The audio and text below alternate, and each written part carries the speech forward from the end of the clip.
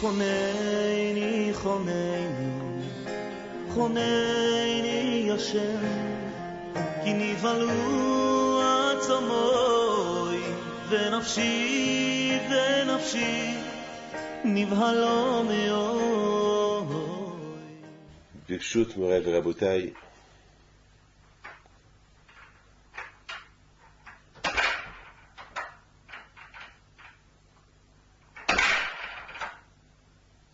ברשות מוריי ורבותיי,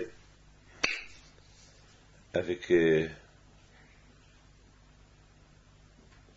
la permission d'Hachem, nous sommes aujourd'hui la paracha de Shemot, la paracha du début de l'esclavage des Bnei Israël en Égypte.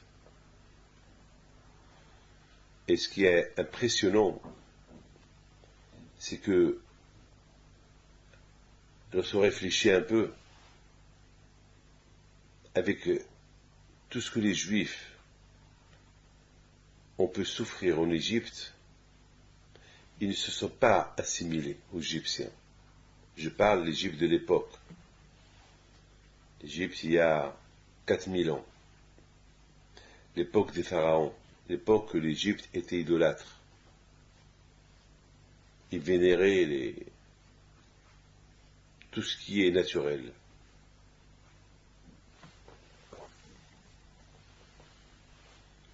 Tout ce qui est naturel, ça vient de Dieu. Le nom Elohim, le nom de Dieu, il est mentionné dans tout ce qui est naturel. Mais eux, ils trouvaient dans le naturel Dieu. Mais nous aussi, on dit que dans le naturel, il y a Dieu. Mais ce n'est pas la nature qui gouverne. C'est Dieu qui gouverne la nature.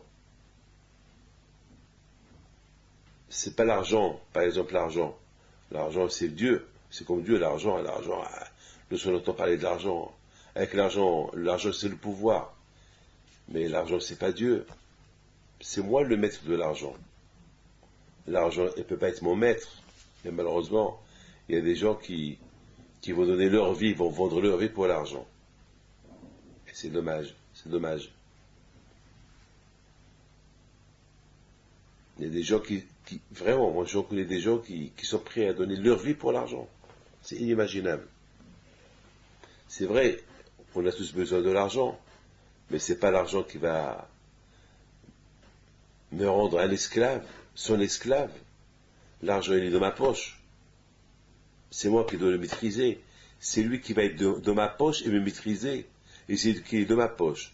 Il est dans mon coffre, enfermé. Il est dans une banque, enfermé dans un coffre. Et c'est lui qui va me dicter ma vie. C'est impossible.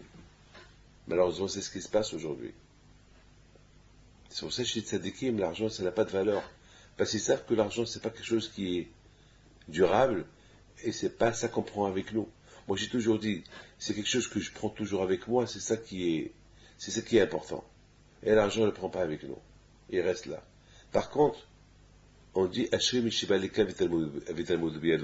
celui qui a la Torah dans ses mains, c'est ça qu'il va prendre avec lui après 120 ans. Et en plus, l'éducation qu'on va donner à nos enfants, c'est ça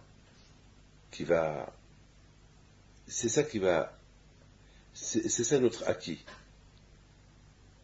Ma présence dans le monde, elle dépend de l'éducation que j'ai donnée à mes enfants.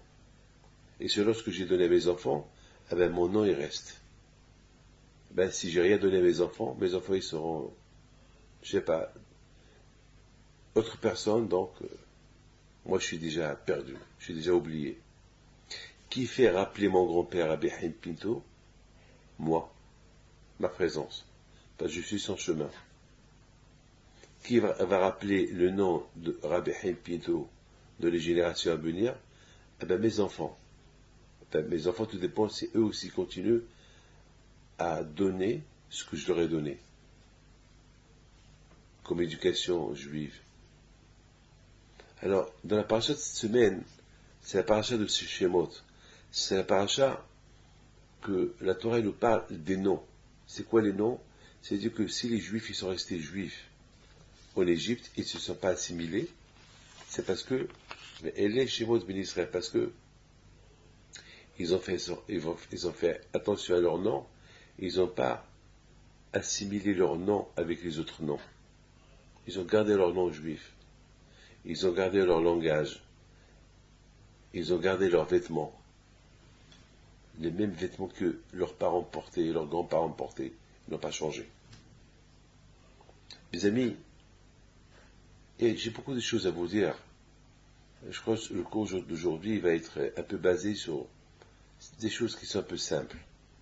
Vous savez qu'il y a 2 fêtes que nous fêtons dans l'année, 2 fêtes qui sont remarquables, 2 fêtes que c'est nos sages qui les ont instaurées, Hanouka et Purim. Hanouka et Purim. Et ces 2 fêtes-là, ils sont très très symboliques. Une fête, les deux qui nous rappellent une chose extraordinaire.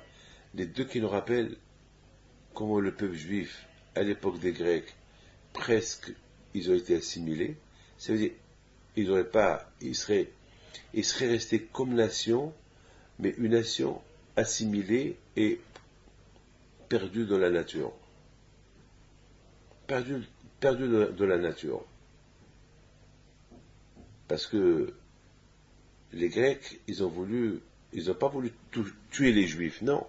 Ils ont voulu simplement faire oublier la Torah aux Juifs. Ils ont interdit de faire mitzvot, bien sûr, c'est une chose qui est logique. On interdit à quelqu'un, vous savez, une rue qui est sens interdit. Vous savez, on voit un sens interdit, ça ne rentre plus. Et celui qui rentre, il se fait arrêter, il est puni. Donc les interdictions, on sait très bien, une interdiction, c'est une interdiction. Donc la Torah, il y a ce qui est permis, il y a ce qui est interdit. Et alors les Grecs, ils nous ont forcés de ne pas respecter ce qui est permis, ce qui est interdit. Donc, au fur et à mesure des temps, les Juifs, à force de respecter ces décrets des Grecs, eh ben, ils ont fini par être assimilés. Et surtout, les enfants qui étaient pris en charge par l'Hadas grec de l'époque et par la culture grecque de l'époque, eh ben, ils ont grandi sans éducation juive, sans rien du tout.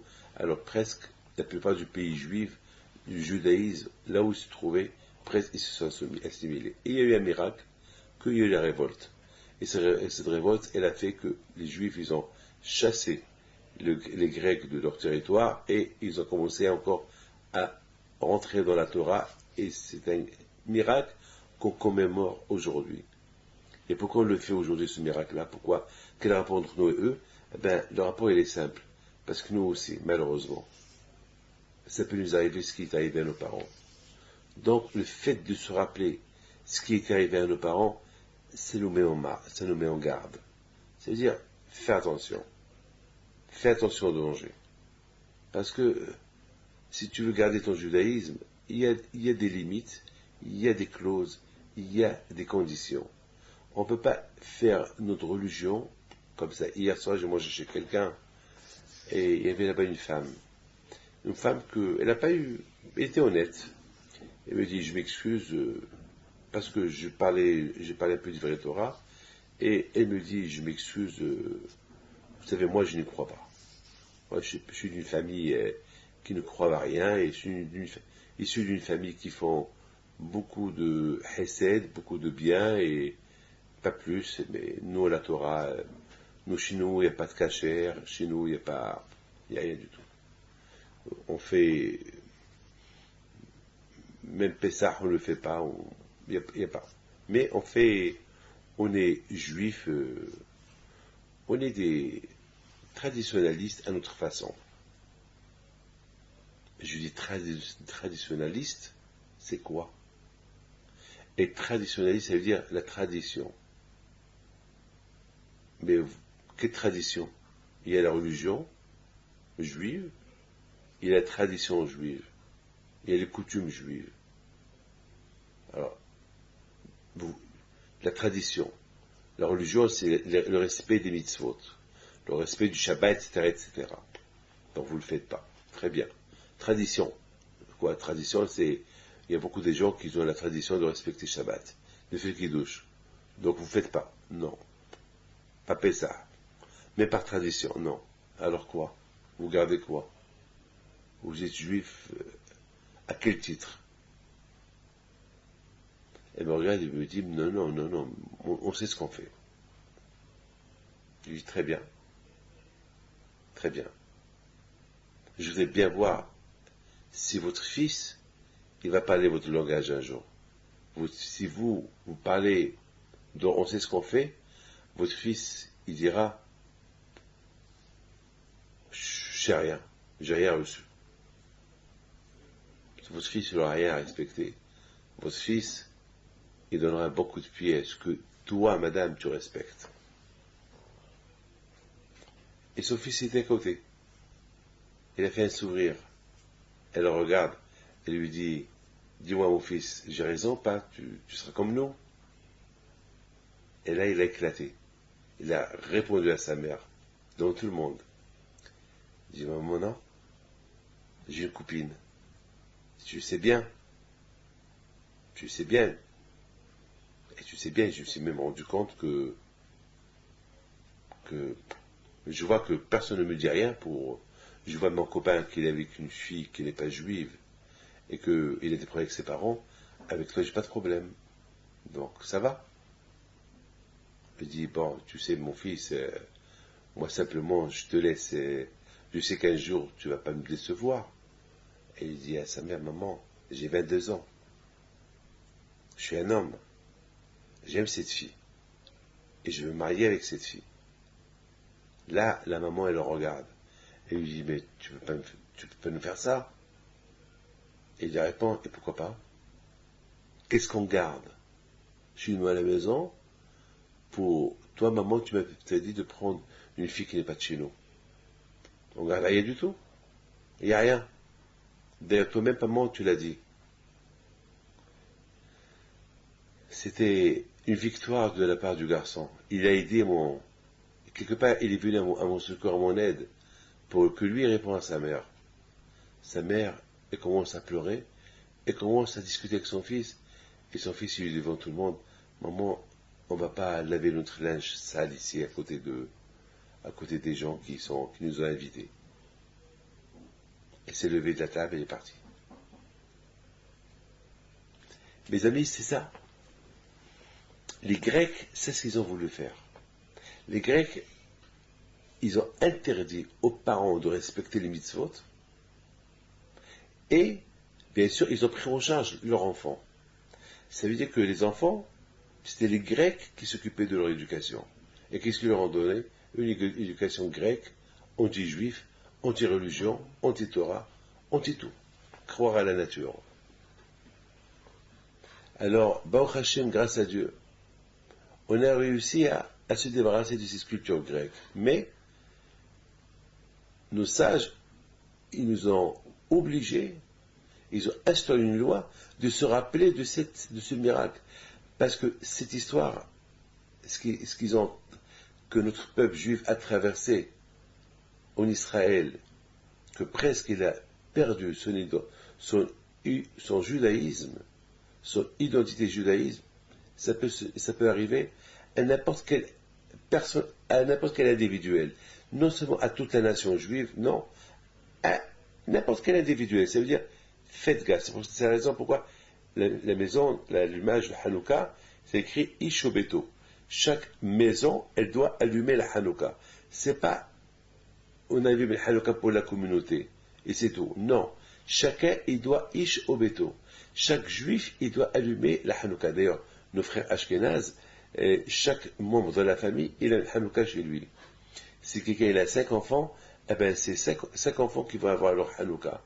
Pourquoi? Parce que la menace d'être assimilé et de perdre la religion, le danger, il peut être à n'importe qui. Ça veut dire, chacun, il doit faire gaffe. Chacun, il doit se voir qu'il est en danger s'il ne fait pas attention. Et chacun, il doit prendre l'histoire de Hanouka comme une histoire individuelle, et non pas comme une histoire collective, une histoire qui est arrivée à nos parents juifs. Non. Il faut que cette histoire-là, il faut qu'on se rappelle de cette histoire. Chacun il doit la raconter à ses enfants, et chacun il doit se la raconter à lui-même. Et au moment qu'il a le Hanouka, il commémore, il se rappelle, voilà ce qui aurait pu se passer à nos parents. Et grâce à Dieu, rien ne s'est passé. Et Baruch Hashem, il y a un miracle. Ça, c'est Hanouka. Et Purim. Purim, c'est Haman. Haman, c'est le grand danger. C'était Hitler de l'époque qui a voulu exterminer le peuple juif.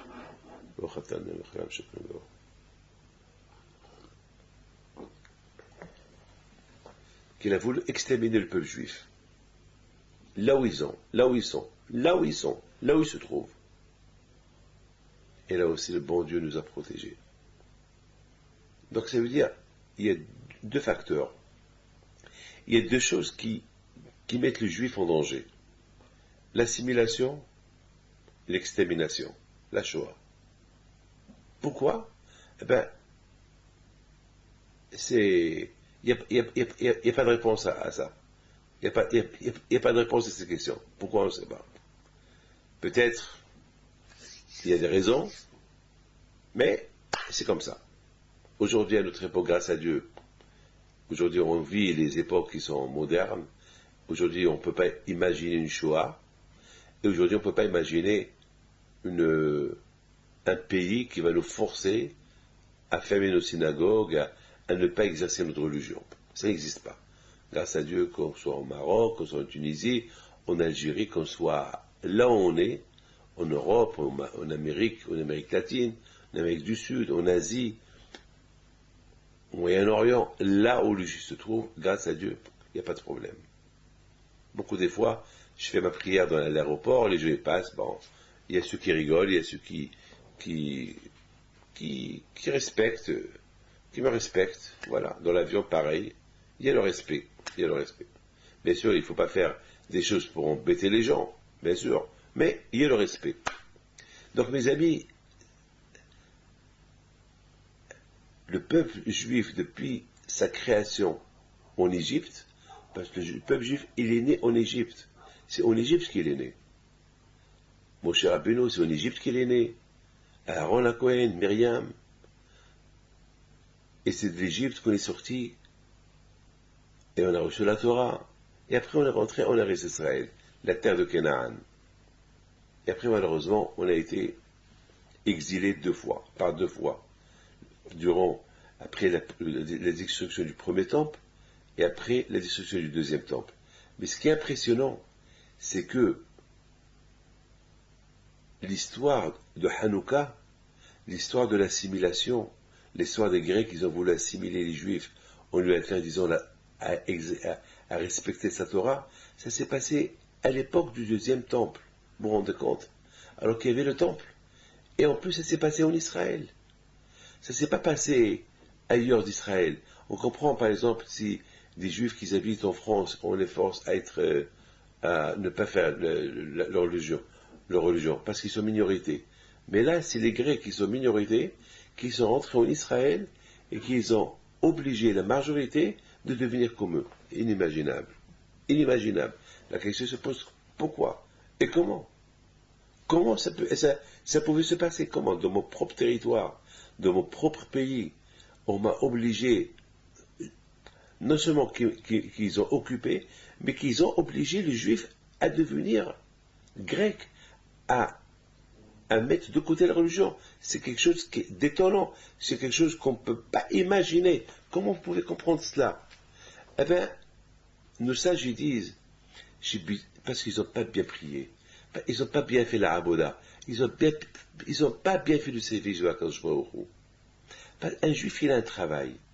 Il y a un travail à faire, il y a des mitzvot à faire, il y a des sacrifices à faire, il y a des efforts à faire. Et malheureusement, les Juifs, ils n'ont pas fait ça. Et parce qu'ils n'ont pas fait ça, eh bien, malheureusement, ça a donné aux Grecs cette force-là, de rentrer. Parce que le Juif, sa force, c'est avec la religion. C'est ça notre conviction. Lorsqu'on suit Torah et Mitzvot, alors que Baruch Hu nous protège. On a la parnassa. Il y a la paix. Il y a la paix. Il y a la paix. La paix. C'est écrit dans la Torah. Écoutez, moi je suis rabbin, je dis ce que la Torah dit. Je ne suis pas quelqu'un qui est en train de vous inventer des choses. Moi, j'ai des livres, voilà, j'ai la Torah. Je respecte la Torah, je vous dis ce que la Torah dit. Je ne veux pas. J'ai pas une autre culture. Alors, sauf si vous me dites, ta Torah elle est fausse. Alors si ma Torah est fausse, alors à vous de trouver des réponses à mes questions. Comment les Grecs, ils ont réussi à pouvoir assimiler un peuple chez lui. Comment ils étaient une minorité, les Grecs. Il y avait quelques, je sais pas, quelques dizaines de millions de Juifs qui habitaient à l'époque en Eretz Israël. Toute Eretz était occupée par eux. Ils habitaient de partout. Ils habitaient à Eilat, à Tveria, à Tzfat, partout. C'était le grand Israël de l'époque. Ils étaient jusqu'au Liban, ils étaient partout. Je comprends pas. Comment ils ont réussi? Eh bien, parce que parce que c'est écrit dans la Torah, lorsqu'on respecte les mitzvot et la Torah, alors, il y aura la paix dans le monde. Il y aura l'abondance. Sinon, il y aura la guerre, il y aura l'occupation, il y aura la souffrance. Je ne vais pas vous faire peur, je vous dis ce que la Torah dit. Donc malheureusement, c'est ça. Et d'ailleurs, au moment que les Hashmonaïm, ils ont commencé à faire teshuva aux Juifs, ils ont fait comprendre aux Juifs que l'occupation grecque, elle dépend de vous. Si on retourne vers Dieu, alors on va réussir à se débarrasser des Grecs, de Hérissa et de leur culture, et on va redevenir ce qu'on était avant. On va ramener notre religion en Israël. Tout dépend de vous. Et ceux qui ont écouté les Hashmonaïm, ben, ils se sont révoltés, et ils ont fait la guerre, et ils ont réussi. C'est le miracle. Que peu de gens ont fait chasser la majorité, les soldats. Cette majorité de soldats qui étaient puissants, qui étaient armés, et le miracle de Hanouka, vous le connaissez. L'huile qui est restée allumée 8 jours. C'est extraordinaire. Donc vous voyez, c'est quelque chose qui dépend de nous. Donc c'est pour ça, Haramim, ils ont voulu qu'on se rappelle de ce miracle-là. On se rappelle de ce miracle que si les Grecs, ils ont presque réussi à nous assimiler chez nous, en Israël, à l'époque, il y a 2000 ans, alors la plus forte raison, si on n'est pas chez nous, le danger où on peut se trouver. Lorsqu'on habite dans des pays qui ne sont pas, des pays qui sont pas, que la majorité, ils ne sont pas juifs, on est chez eux, on est que des, c'est pas malheureusement, c'est, moi, vous savez, je vous dis, j'ai pas peur de vous le dire, moi, j'habite en France, mais il faut être réaliste, que tout le temps, je remercie la France qui m'a accueilli, qui a accueilli ma famille, mais il faut savoir que je ne suis pas français, je suis juif. Ça veut dire que je respecte la France, je ne déshonorerai pas la France, mais je suis juif français. Je suis juif français. Je suis pas, je sais que la France c'est un pays athée, c'est le laïque, mais sur ça je leur dis pardon. Voilà, je respecte, je suis français, je respecte, j'ai une nationalité française, j'ai pas de problème, mais je suis juif. Je suis juif avant tout.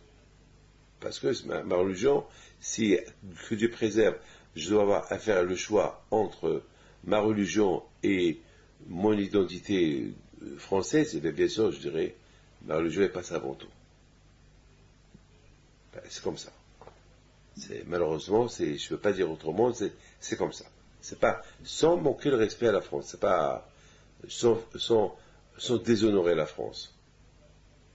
Alors, bien sûr, vous savez que c'est pas tout le monde qui pense comme moi, c'est pas tout le monde qui. Mais grâce à Dieu, comme vous voyez tous en France, bon, grâce à Dieu, on est libre d'exercer notre religion, grâce à Dieu, il y a le kasher, il y a même tous les gouvernements français qui sont depuis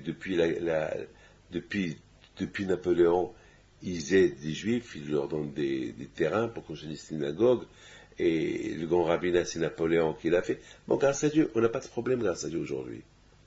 On n'a pas de problème. On n'a pas ce problème qu'ils avaient nos parents avant. Ce qu'on appelle du fait du forcer quelqu'un à devenir, à changer sa religion.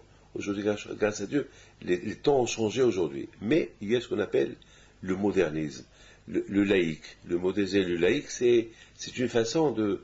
C'est-à-dire que le juif, par le libre arbitre qu'il a, il peut lâcher son judaïsme sans qu'il ait été forcé de lâcher son judaïsme, lui, par son propre gré. Et c'est ça la guerre d'aujourd'hui. Ça veut dire, il y a deux façons comment un homme peut être assimilé. Ou bien le forcer à s'assimiler, ou bien lui-même il va s'assimiler tout seul. À force de s'adapter à la culture, là où il habite, là où il se trouve, il s'adapte, au fur et à mesure qu'il s'adapte, et puis il va mettre, parce qu'entre nous, une religion c'est difficile, la religion. Le laïc c'est quelque chose qui est facile. Fais ta vie, tu n'es pas limité, dans la vie, tu fais ce que tu veux. Mais une religion, elle te limite. Non, ça tu peux pas le faire, ça tu peux pas le faire, ça c'est péché, et ça c'est péché, et ça c'est péché. C'est un problème. C'est un problème. On ne peut pas s'intégrer dans un juif qu'il est juif, qu'il a la Torah dans ses mains. On ne peut pas lui dire il faut s'intégrer dans l'ambiance du laïc. C'est impossible. C'est impossible. Il ne peut pas. Il peut pas. C'est impossible. On ne peut pas. C'est quelque chose qui est un peu. Mais malheureusement, le temps il fait le beau temps et le mauvais temps. Voilà. Tout dépend de l'homme. C'est à de l'homme de dire écoute, je vis dans un pays laïque, en respectant le pays laïque, mais en respectant aussi ma Torah, sans faire du mal à l'autre, sans déranger l'autre. Bien sûr, c'est beaucoup de fois aujourd'hui, il y a des débats sur beaucoup de choses qui sont religions. Bien sûr, je comprends que beaucoup de fois, ça peut arriver que on peut gêner. On peut gêner, une barbe, elle gêne, le chapeau, il gêne, mais entre nous, qu'est-ce qui gêne la barbe, qu'est-ce qui gêne le chapeau, une kippa? Ça gêne pas. Bon, chacun il comprend les choses, mais bien sûr, espérons qu'on ne sera pas obligé un jour à pouvoir quitter la France parce qu'on va nous obliger de se raser la barbe et d'enlever le chapeau et la kippa. Alors là, ça serait vraiment catastrophique. Bon, on sait. Je pense pas qu'on arrivera un jour parce que quand même les temps ont beaucoup changé. Donc vous avez compris, il y a deux façons d'assimilation. La façon du forcing, à faire assimiler quelqu'un, ou quelqu'un qui va s'assimiler tout seul. Maintenant mes amis, c'est ça ce qui s'est passé à l'époque des Grecs en Israël. Et il y a aussi un autre danger, c'est la Shoah. Et malheureusement ça c'est même pas forcer le juif à devenir, à s'assimiler, c'est le tuer. On finira avec lui. Pas de zecher, c'est comme pas de souvenir. Il faut en finir avec lui. C'est même pas sa présence, même si sa présence elle gêne, même s'il change sa religion. Il paraît que Hitler, il avait donné l'ordre de tuer même les juifs que leur grand-père c'était un juif. Alors qu'ils ne sont pas juifs. Parce qu'entre-temps, le grand-père il s'est marié avec une non-juive, et le petit enfant, c'est le petit enfant, il n'est pas juif. Mais malgré tout, parce qu'Hitler, il a dit, il a un peu du sang juif. Il faut l'éliminer. C'est grave, hein. Très grave. Mes amis, c'est ça, mes amis, la fête de Hanouka et Purim. Ces deux fêtes-là qu'on fait tout le temps, on les fait pour nous mettre en garde que ça peut arriver. Ça peut arriver. Ça peut arriver toujours un qui va dire je vais vous exterminer.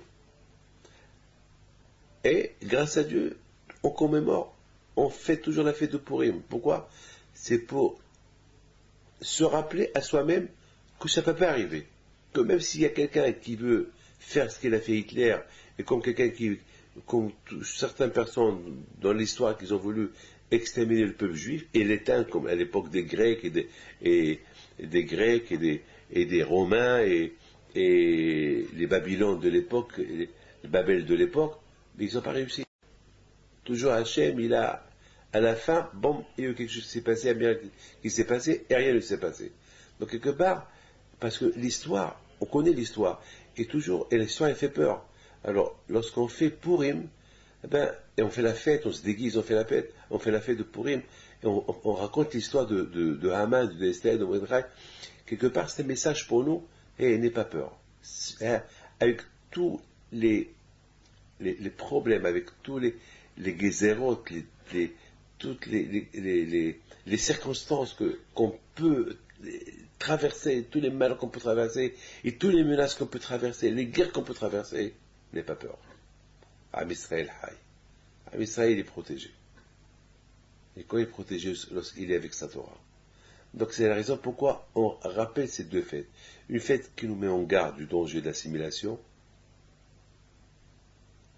qui peut être par la force ou par la nature, que l'homme il s'oublie lui-même de sa religion, jusqu'à une fois, j'ai oublié de vous, une seconde, et ou bien la Shoah. C'est les deux dangers. Il y a le danger spirituel et le danger physique. Et c'est la raison pourquoi on fait ces deux fêtes-là, pour prier à Hachem qu'on soit protégé de ces deux dangers-là. Je me rappelle, il y a une fois, j'étais à Los Angeles, et je devais aller placer une mezouza chez quelqu'un. Il y avait une femme d'une soixantaine. Elle me voit, elle a commencé à pleurer. Et je lui dis, Madame, pourquoi vous pleurez? Elle me dit, je pleure parce que vous me rappelez mon grand-père. Il était comme vous. J'ai dit, alors, pourquoi ça fait longtemps que vous n'avez pas vu un rabbin avec une barbe blanche? Elle me dit, non, ça fait longtemps. Parce que ça fait longtemps, on est déconnecté de la religion. Lorsqu'on est venu de l'Allemagne, de Pologne, on a perdu toute la famille dans la Shoah, et on est des rescapés, et on est venu avec mes parents, on est venu en Amérique. Au départ, on habitait tel et tel endroit, ils n'étaient pas très religieux, et après on devait déménager de là-bas, on a été dans un autre endroit, et là-bas c'était encore, la communauté était très moins religieuse. Et après, on est venu s'installer aux alentours de Los Angeles. Il n'y avait pas de juifs. Mais une fois par an, on allait à la synagogue. Dans une synagogue, ils étaient, même à Kippour, tout le monde venait en voiture et pas religieux du tout. Et malheureusement, on s'est vu éteindre. En 40 ans, on s'est vu éteindre. Et toute ma famille qui était religieuse, en Pologne, aujourd'hui il ne reste plus rien. Je suis la seule, et moi je ne suis pas marié. Mes frères, mes sœurs, mes tantes, tout le monde est assimilé, tout le monde. Il n'y a plus rien. Il n'y a plus de ce qui pourrait, plus rien. C'est ce qu'on appelle la dégringolade. Lorsqu'on ne fait pas attention à notre judaïsme, et le renforcer, et le souder, pas des mitzvot. C'est quoi une soudure? Une soudure, c'est lorsqu'on voit quelque chose qui commence à se détacher, deux éléments qui se détachent, et pour que ça reste attaché, on va les souder, on va les soudre ensemble. Qu'est-ce qui fait qu'un homme et une femme, ils sont soudés, ils s'adorent, ils s'aiment? C'est pas les bonnes paroles, les bonnes phrases, des cadeaux, des compliments. C'est ça qui soude l'amour du couple. Mais s'il y a des insultes, s'il n'y a pas le respect entre le couple, s'il y a un langage sale entre le couple, ils vont se détacher. Qui a fait qu'ils se sont mariés? Les bonnes phrases. Je t'aime, je t'adore, voilà. C'est des bonnes phrases. C'est des bonnes phrases qu'ils ont fait qu'un jour ils ont décidé de se marier. Les compliments qu'ils se donnaient, leurs regards, les beaux yeux que chacun donnait à l'autre. C'est ça qui les a soudés. Et c'est ça qui a fait d'une manière qu'ils ont décidé à se marier. Et maintenant, qui fait qu'ils se séparent? Le manque de respect. Les insultes. Insulter les beaux-parents. Manquer le respect à la femme, à ses sœurs, à sa famille. Et voilà, ça dessout. Et à la fin, c'est la haine et c'est le divorce. La Torah, on doit être marié avec la Torah. Ce qui va nous soudre avec la Torah, c'est lorsqu'on fait des mitzvot, heureux mitzvah. C'est pour ça qu'on dit mitzvah goret mitzvah. Lorsque tu fais mitzvah, il faut la faire suivre avec une autre mitzvah. Parce que le judaïsme, c'est que Dieu préserve. Lorsqu'il commence une séparation, ça risque une vague, elle peut venir pour nous séparer complètement. Alors, c'est la raison pourquoi il faut qu'il y ait toujours des soudures dans n'importe quelle circonstance où on vit et où on est. Il faut qu'il y ait cette soudure très importante pour rester unis avec la Torah. Et automatiquement, lorsqu'on est uni avec la Torah, on est uni avec le bon Dieu. Mes amis, ces deux fêtes-là, Hanouka, Purim, tout le monde est fête. Les religieux, les non-religieux, même les athées, tout le monde est fête. Enfin, c'est deux fêtes que nous sommes conscients de ces fêtes-là. Quelque part, on est conscient que le juif, il est toujours en danger d'extermination physique et spirituelle. Donc, ces deux fêtes symboliques, ces deux fêtes que, lorsqu'on les fait, c'est pour ça que ces deux fêtes-là, jamais vont disparaître. Même lorsque Mashiach, il va venir, ils vont rester ces deux fêtes-là. Parce que c'est grâce à ces deux fêtes-là qu'on fait notre religion. Parce que la fête de Purim, il nous rappelle, si on n'est pas dans la Torah, on peut avoir un mal qui va nous faire du mal, un bobo. La fête de Hanouka, si on fait pas attention à la Torah, on se soud avec la Torah, une soudure, on va se coller avec la Torah, on risque de se séparer de la Torah, et automatiquement, on se sépare de la Torah, on se sépare de Dieu. Donc, quelque part, ces deux fêtes-là, même Hachem, il était d'accord avec ces deux fêtes. Parce que pour nos sages, il vient décréter ces deux fêtes-là, qu'on doit les faire, et on les met à égalité, comme Pesach, Sukkot, et Rosh Hashanah, et Kippour, et Shavuot, c'est que Hachem, il est d'accord. La preuve, il y a des Gemarot, il y a des livres, il y a des halachot, il y a des lois, il y a des millions de livres qui ont été écrits sur Purim et Hanouka. Pourquoi? Parce que c'est des fêtes, tout le judaïsme, il est basé sur ces deux fêtes-là. Tout le judaïsme, je pense, c'est l'expérience du judaïsme, c'est ces deux fêtes-là. Donc ces deux fêtes-là, ils nous rappellent notre protection spirituelle et notre protection civile, notre protection physique, uniquement lorsque on respecte la Torah et les mitzvot. Donc, voilà. Voilà les dangers, voilà. Ces deux fêtes-là, ils nous rappellent où le juif, il court le danger. Par exemple, vous êtes en voiture, il y a un fossé quelque part. Et alors, vous avez le droit d'aller à 130 km à l'heure. Mais il y a un fossé.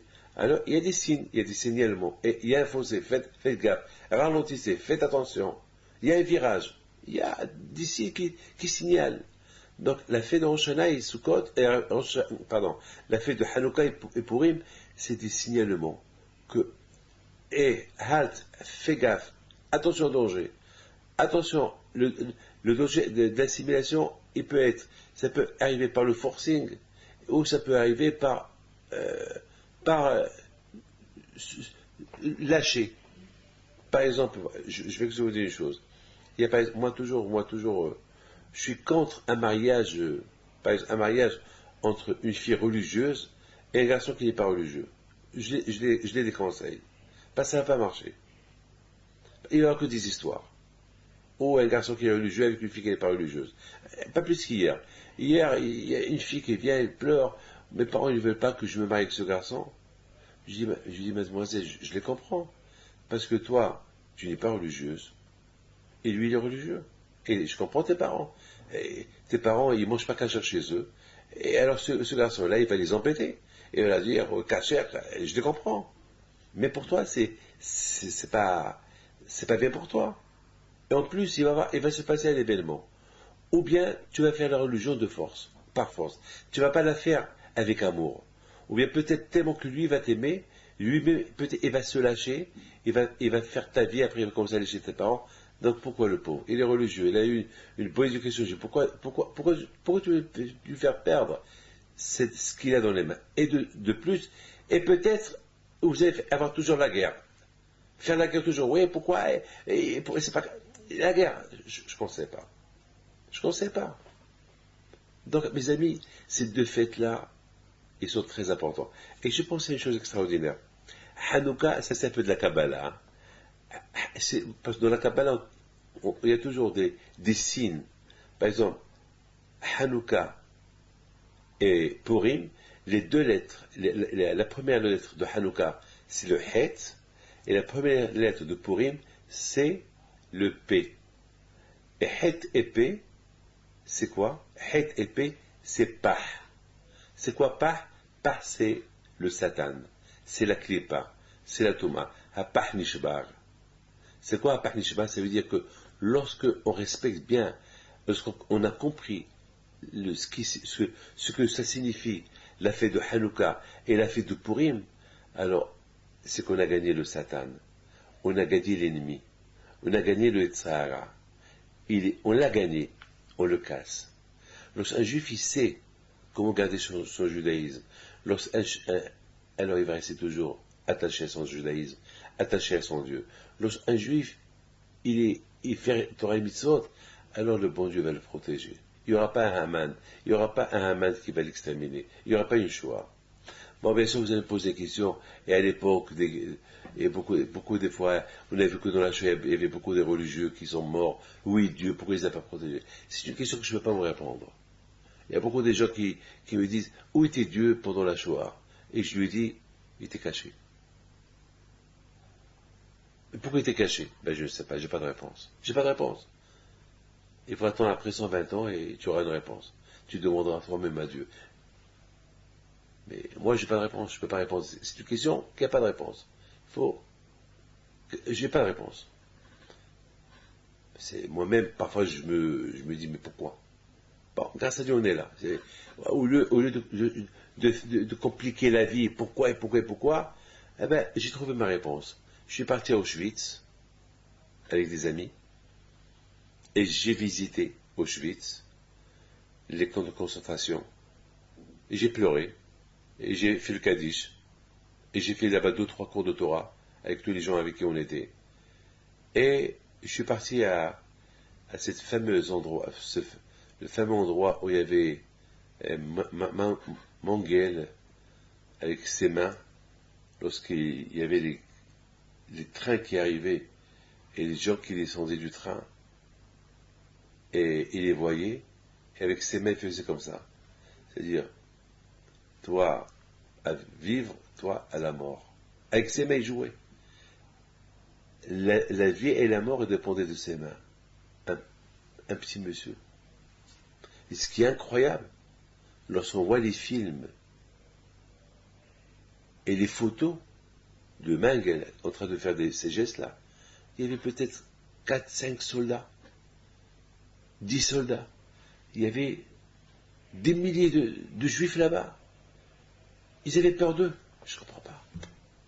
Je comprends pas. Ils avaient peur. On dirait qu'il y avait quelque chose du ciel qui a fait que le juif, il était drogué. Il ne pouvait pas se révolter. Parfois, il y avait presque 100 000, parce que le camp de concentration, il a été construit pour accueillir 100 000 personnes. 100 000 personnes, combien de soldats il y avait là-bas?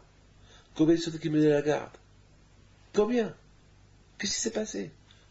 C'est l'obscurité totale, on ne comprend pas. On ne comprend pas. Et je ne veux pas comprendre. Bon.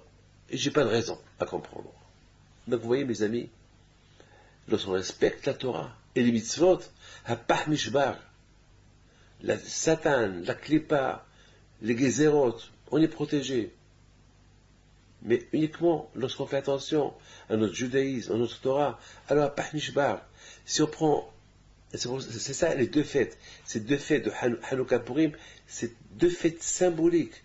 Ces deux fêtes que Hachamim, ils disent que dans ces deux fêtes-là, si on les respecte et on comprend les miracles qui se sont passés dans ces deux fêtes-là, ça va nous aider à respecter la Torah, et ça va nous aider à être des bons, et ça va nous aider à faire tout le Shabbat, Pessah, tout. C'est-à-dire que ces deux fêtes-là, ils sont capitales pour nous. Et c'est la raison dont ce Mashiach, il va venir, ces deux fêtes-là, ils vont rester, parce qu'ils vont nous rappeler le passé. Ils vont nous rappeler que c'est ces deux fêtes-là qu'ils ont fait qu'aujourd'hui, on vit l'époque de Mashiach, que c'est ça qui a fait qu'aujourd'hui on voit Mashiach. Et si ces deux fêtes-là, on les respecte bien, on va apporter Mashiach. Hapa nishbar. ואנחנו נמלטנו.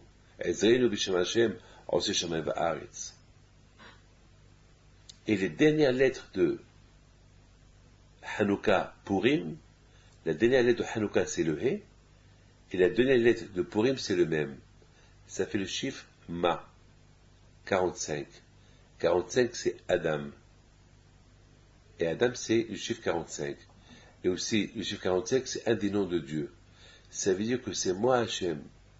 C'est que grâce, lorsqu'on respecte ces deux fêtes, et on a compris la signification de ces deux fêtes-là, on s'attache à Kadosh Baruch Hu, et l'homme s'attache à Kadosh Baruch Hu, et lorsque l'homme s'attache à Kadosh Baruch Hu, eh ben c'est la fin du Pah, c'est la fin du Satan, et Mashiach il est là.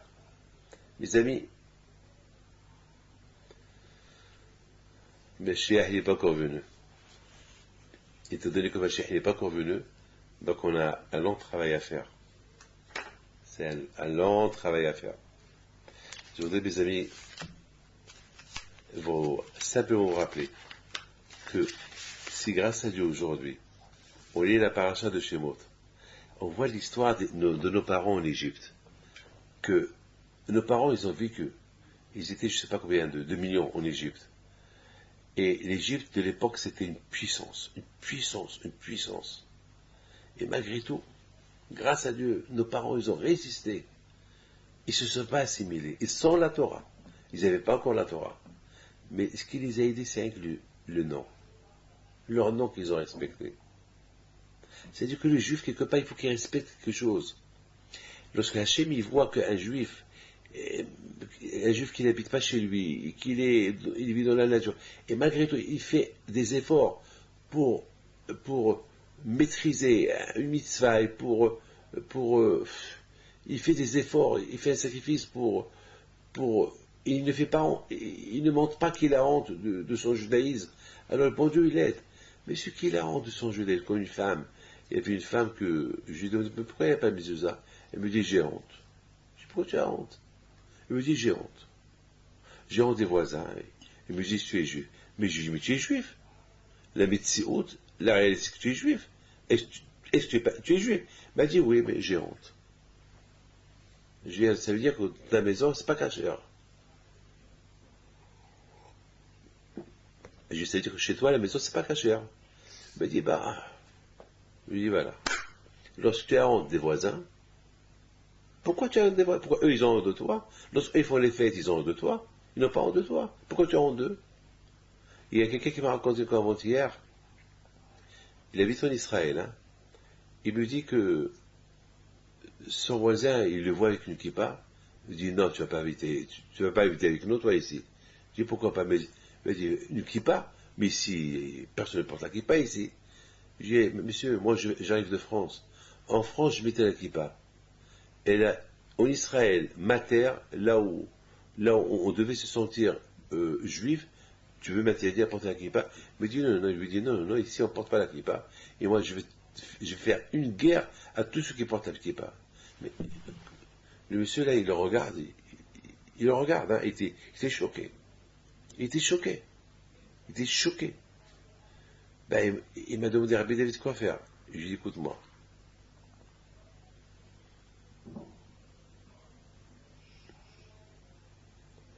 Rien ne peut t'interdire à porter la kippa. Lui, il veut t'interdire,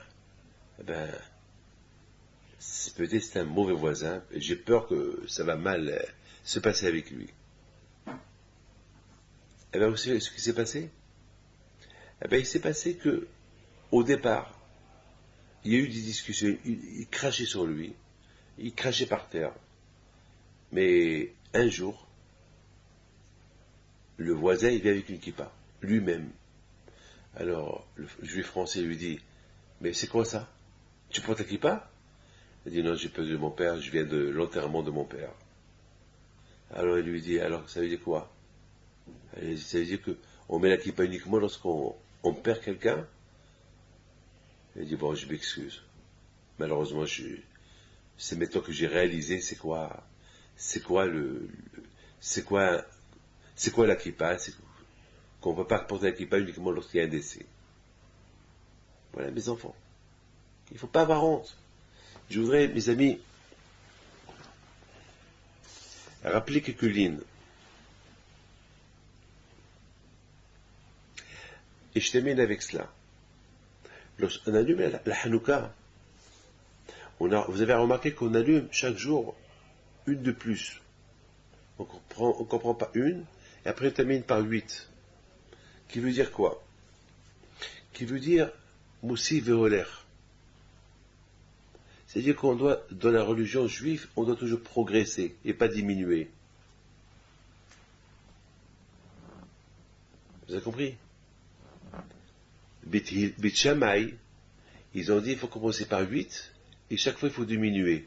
On commence par allumer 8, après on allume 7, après 6, après 5, 4, 3, 2, et le dernier jour on allume 1. Mais nous on ne fait pas comme eux. On fait comme Beth Hillel, qu'il faut Moussif Verolé. On commence par 1, on termine par 8. Maintenant on comprend, Beth Hillel, on a compris, c'est logique, mais Beit Shammai on ne comprend pas. On ne comprend pas Beit Shammai. Pourquoi Beit Shammai ils disent qu'il faut diminuer? On commence par 8 et... Je pense que la raison de Beit Shammai, ils disent que lorsqu'on allume 8, c'est quelque part peut-être pour se rappeler un peu plus. Vous savez, c'est pour se rappeler un peu plus du miracle. Pour se rappeler un peu plus du miracle, on allume 8. Et après, chaque jour, on diminue. Parce que ça choque.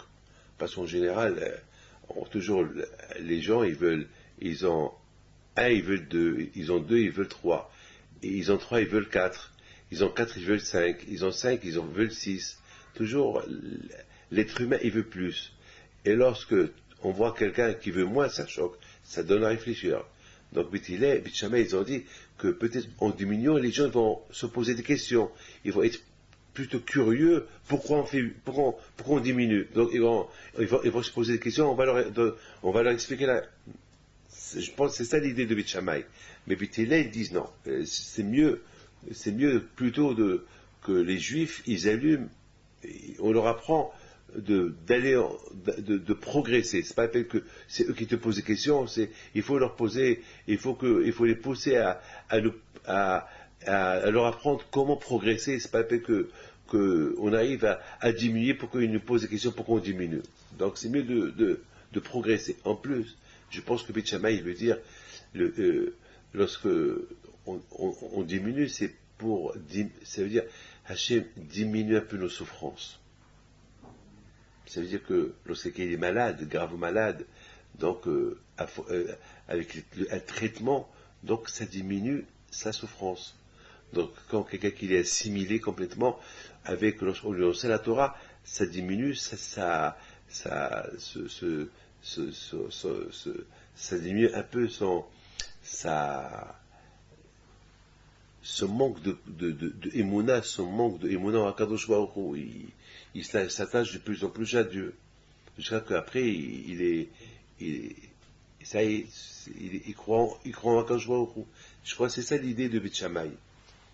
Je crois que c'est ça l'idée de Beit Shammai. Mais de toute façon, Haramim, ils ont instauré cette loi d'ajouter chaque jour pour pouvoir toujours apprendre le principe toujours de progresser, d'aller en progression. Ça, c'est très important. Comme un avion qui veut décoller. Il décolle doucement, et après, il décolle, il monte jusqu'à qu'il atteint son niveau d'altitude. Après, il se passe en automatique. C'est important. C'est ça la Torah. La Torah, il faut aller doucement, progressivement. Il ne faut pas aller forcer les gens. Il faut aller doucement avec eux, jusqu'à qu'ils comprennent.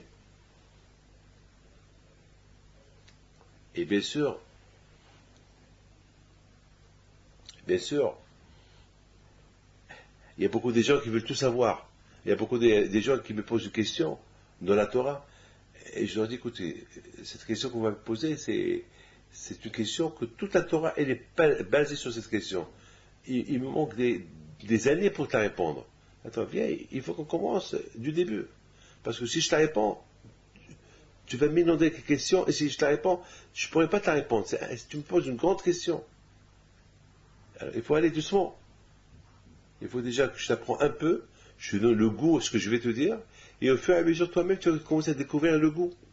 Mais, te réponse à cette question, toute la Torah elle est dans cette question.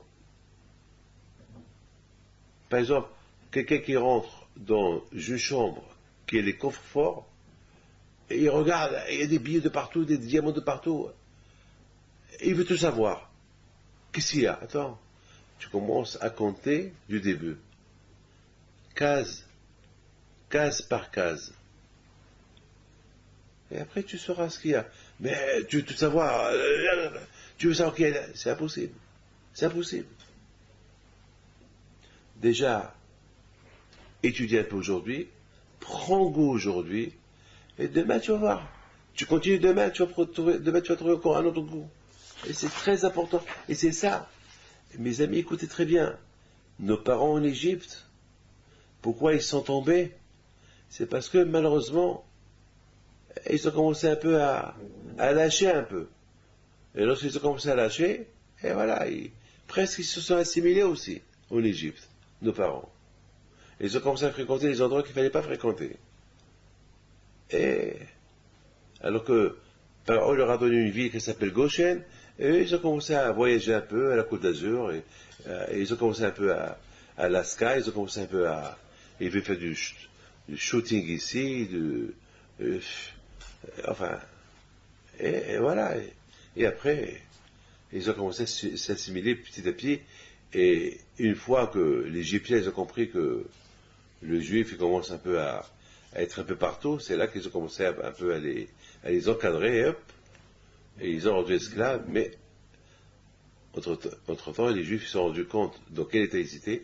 Bon, heureusement, ils ont compris que pour garder leur identité, au moins il faut qu'ils gardent leur nom, quelque chose, pour ne pas qu'ils se perdent dans la nature. Comme ça, ils restent ensemble. Eh oui.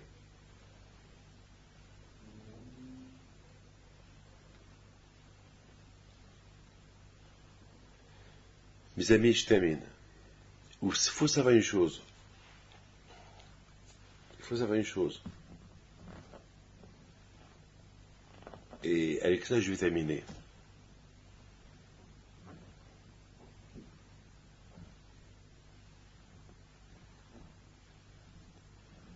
Avec l'aide d'Hachem.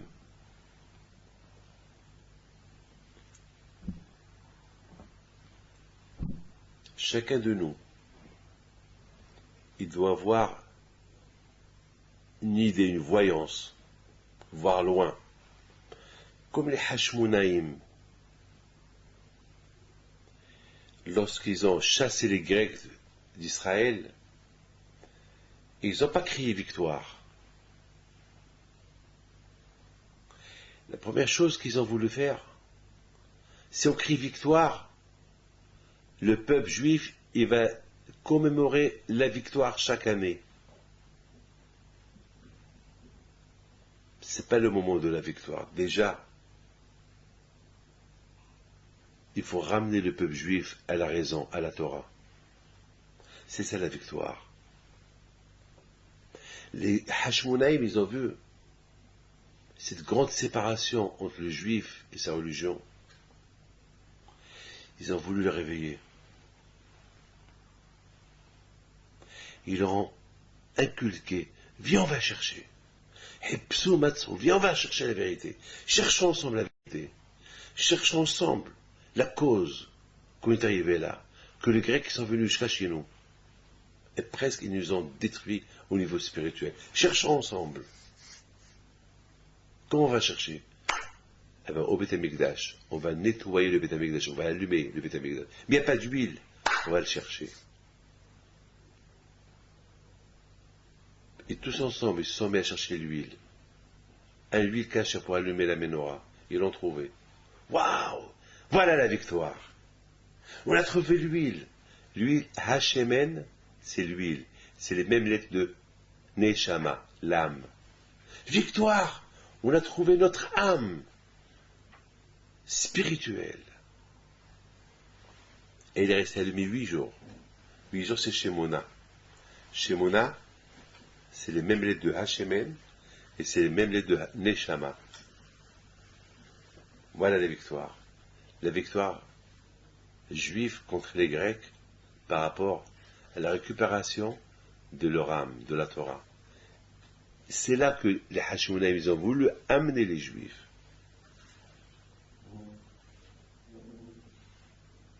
Alors maintenant, on peut se poser la question. Ils ont trouvé quoi? Une petite fiole qui va durer un jour. Et alors? Et demain? On va crier quoi? Victoire? Quelle victoire? C'est pas grave. C'est pas grave. Vous savez, le fait, qu'on l'a allumé hier, ça suffit. Je crois qu'on trouve de l'huile pure. Les Hashmonaïm, ils ont voulu réveiller le Juif au moins pour un jour. Et après, le Juif va devenir autonome. Mais là, quand je il a fait un miracle. L'huile est allumée 8 jours. C'est ça, mes amis, ce que les Hashmonaïm, ils ont voulu inculquer aux Juifs. Ne pas penser à demain. Mais on pense à aujourd'hui. On ne va pas prier la prière de demain. Prions aujourd'hui. Demain, c'est un autre jour. Mes amis, c'est ça la paracha de Shemot. Cette belle paracha de Shemot, elle s'appelle la paracha des noms. Et toujours cette paracha-là, elle tombe aux environs de la fête de Hanouka. 1 semaine, 2 semaines après la fête de Hanouka, ou 3 semaines après la fête de Hanouka, qui nous rappelle quelque chose. Que ce qui s'est passé avec les Grecs, ça s'est déjà passé lorsque les Juifs ils sont partis en Égypte, en esclavage, où les Juifs ils ont débuté à être là-bas une nation. Là-bas aussi, presque, ils se sont assimilés. Mais ce qui a gardé leur identité, c'est au moins le nom. Alors, une leçon, il faut, si au moins il n'y a pas la Torah, si on n'étudie pas la Torah, si on ne fait pas le mitzvot, au moins qu'on garde quelque chose de juif. Un nom, ou les vêtements, ou la langue, n'importe quoi. Il y avait une fois un Israélien, écoutez bien ça, une fois un Israélien, il était anti-Torah, anti-religion. Une fois, il est arrivé, il était invité quelque part, et il était obligé de faire Birkat Hamazon avec tout le monde. Il lui a donné un livre. Il a pris le livre, il l'a mis de côté. Alors, il a eu honte. Il a vu que tout le monde fait la prière de Birkat Hamazon. Alors, il a pris le livre lui aussi. Lui, c'est un Israélien. Il parle hébreu. Donc, il comprenait ce qu'il lisait. Lorsqu'il a lu cette prière-là, il est tombé amoureux de la prière. Et il a commencé à la lire. Et c'est grâce au Birkat Hamazon qu'il a fait Teshuvah. Parce que le langage juif, c'est la Torah. C'est la prière. Un Israélien qui parle hébreu, il prend un livre de prière, il comprend ce qu'il lit.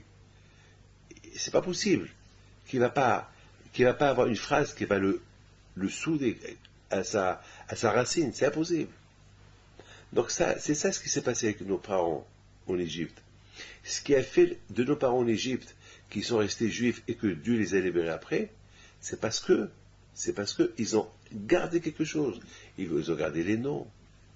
Ils ont gardé les vêtements. Ils ont gardé le langage. Au moins, ils n'ont pas fait le mitzvot, mais au moins ils ont gardé ça. Ils étaient idolâtres en plus, mais au moins ils ont gardé ça. Ces 3 choses ils ont soudé avec Dieu. Et c'est grâce à ça qu'ils ont été libérés, ils ont reçu la Torah. Mais malheureusement, à l'époque des Grecs, les Juifs, les Grecs, même ça ils l'ont mis de côté. Même la prière, même la langue, même les vêtements, même les noms, ils ont tout changé. Ils se sont complètement assimilés. S'il n'y avait pas ce miracle, ça aurait été catastrophique. Donc c'est ça. C'est la fête de Hanouka avec la paracha de Shemot. Elle nous rappelle quelque chose. Est-ce quelque part, c'est une expérience.